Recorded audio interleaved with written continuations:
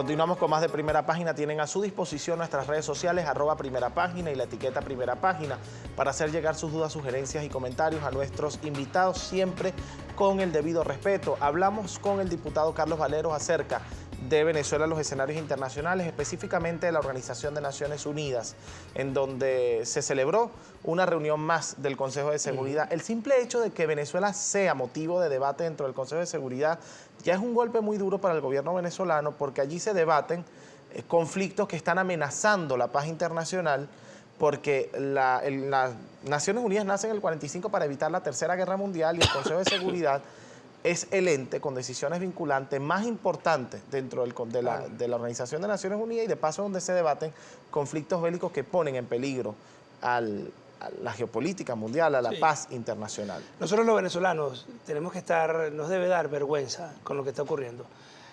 Un país como Venezuela debería estar al nivel de países, por ejemplo, como Noruega, que son potencias petroleras y que en este momento están en unos niveles de vida, probablemente el cuarto o el quinto nivel de vida más importante del mundo, porque utilizaron el petróleo para apalancar desarrollo, evitaron un fenómeno que se llama la enfermedad holandesa, generaron unos fondos externos, emitieron educación, generaron una enorme industria colateral en torno a la industria petrolera. Y bueno, hoy en día cuando se habla de Noruega, se habla del país donde hay mayor nivel de felicidad, donde hay mayor nivel de igualdad de género, de inversión en educación y tal. Cuando se habla hoy en Venezuela, en los foros internacionales, debido al régimen nefasto y a la política terrible que ha llevado Maduro y su gobierno, bueno, se habla de, ya Naciones Unidas, OIM acaba de actualizar las cifras ayer de migrantes en el mundo, 3.7 millones. La cifra que nosotros manejamos en la Comisión es un poco más alta porque siempre hay un rezago con la de Naciones Unidas. Estamos hablando quizás de unos 4.3 millones de venezolanos. Estamos hablando de un país que ha perdido en 7 años, en los 6 años de Maduro, más lo que ocurrirá en va a perder algo así como el 65% de su Producto Interno Diputado, Bruto. Eso es terrible. O sea, el canciller de la República habló de la Convención de Viena y estableció que se están violando todos los estándares establecidos dentro de la normativa internacional para las relaciones internacionales. La Asamblea Nacional, desde su presidencia, ha nombrado embajadores paralelos en algunos países. Han sido acreditados algunos y otros siguen en esos países ejerciendo de forma política, pero no de forma administrativa, un cargo diplomático según la Asamblea Nacional, pero un cargo usurpado según el gobierno venezolano. Sí. ¿Qué opina usted sobre estas declaraciones? Porque realmente la Convención de Viena establece que la diplomacia se maneja entre estados. Claro, pero fíjate, en Venezuela hay claramente un conflicto de poderes, y eso así lo reconoce la comunidad internacional. Cuando el Arreaza habla de la Convención del Estado de Derecho, él obvia que la Asamblea Nacional es en este momento la encargada de llenar los vacíos constitucionales que se generan de conflictos internos. La Asamblea Nacional es un órgano electo por 14 millones de venezolanos, y después el otro órgano a nivel nacional electo es la Presidencia de la República.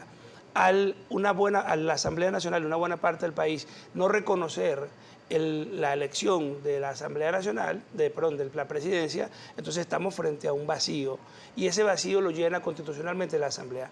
No es gratis que más de 60 países en el mundo hayan reconocido al presidente Juan Guaidó. Eso no es un invento de unos señores que dijeron, bueno, ¿qué ocurrió acá? O sea, yo tengo que pasar a la participación de la audiencia, sí, claro. Pero ya que menciona la palabra presidente Juan Guaidó, yo quiero preguntarle, si Juan Guaidó es presidente, como lo está mencionando, ¿por qué se enfocó en nombrar diplomáticos y no ministros?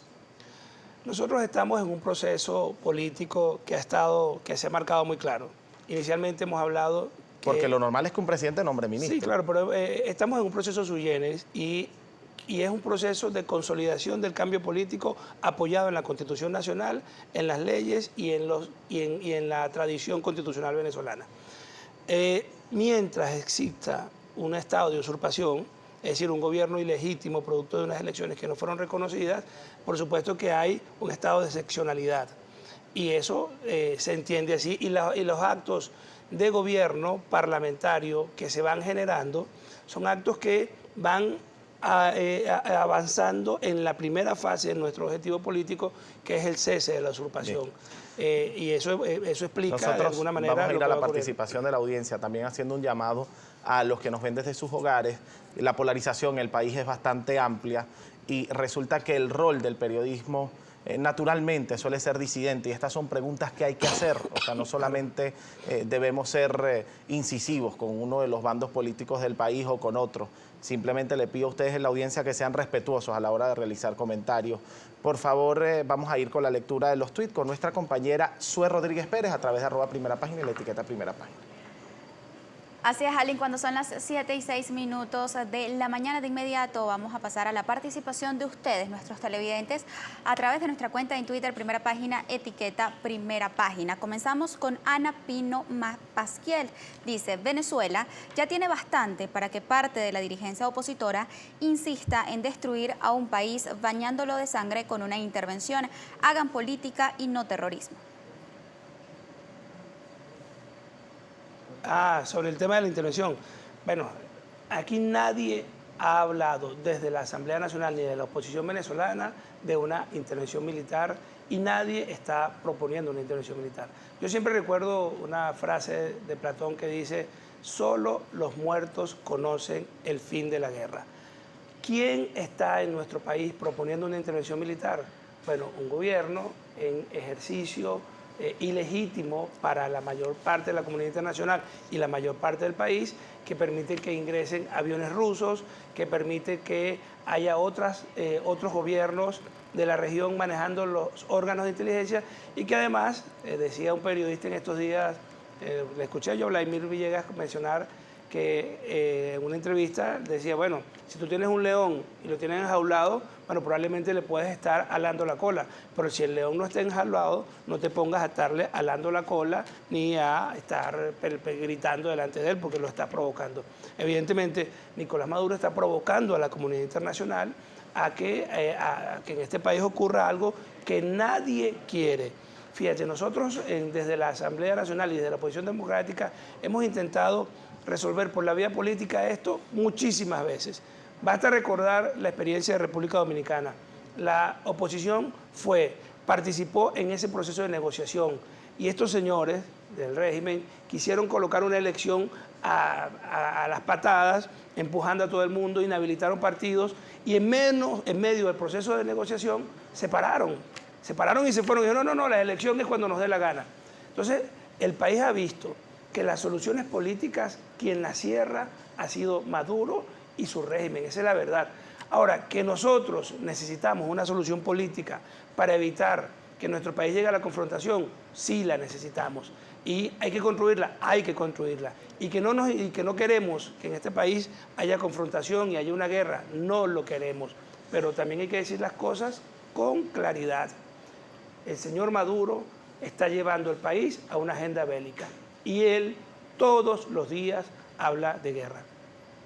Vamos a leer un último comentario de nuestros televidentes. Edgar Alexander Torres Díaz, buenos días. Con sanciones no se tumban gobiernos, más bien crean hambre para el pueblo. El tema de las sanciones. Mire, acá Hugo Chávez nunca sufrió ninguna sanción internacional. E igual era un gobernante que, desde mi perspectiva, yo siempre me puse, era autoritario, tenía una ideología con telarañas en la cabeza que iba a llevar al país a esta profunda crisis. Pero Chávez tenía un mínimo respeto de la división de poderes y tenía un mínimo respeto de las formas. Recién falleció el presidente Chávez, yo escuché a Diosdado Cabello decir, señores, nosotros somos unos locos, y quienes nos detenían era precisamente Hugo Chávez. Ya el mundo y el país nos va a conocer. Bueno, y lo estamos conociendo. Las sanciones vinieron producto de la arremetida del régimen contra la Asamblea Nacional en el año 2015. Y entonces se quiebra completamente el orden constitucional, el orden legal, y la comunidad internacional reacciona.